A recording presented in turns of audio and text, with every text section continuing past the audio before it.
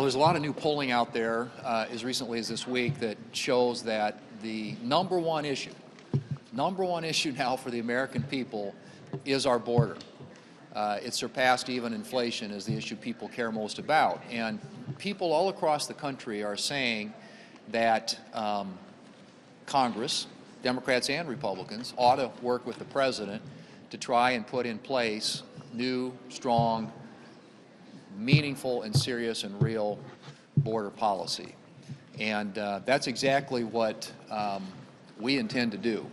We've talked about this a lot in the past. There are a lot of national security threats our country faces around the world, but we have to deal with the national security threat that exists at our southern border. People have been flocking across there now, literally through the entire Biden administration. The Biden administration has turned a blind eye and a deaf ear to what's happening down there. People can see it with their own eyes.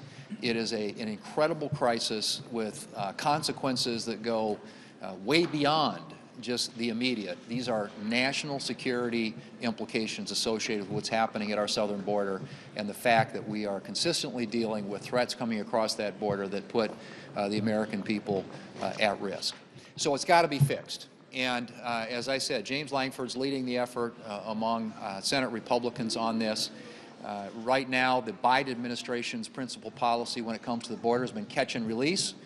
We want to codify a policy that is detain and deport, a very distinct difference. And these are tools that would be available not just today, but for future administrations and future presidents. The next president on day one would have these tools available at their disposal to get operational control, maintain operational control of the southern border. But it's got to start somewhere, and it needs to start with strong, meaningful, real, serious, and enforceable policies at our southern border.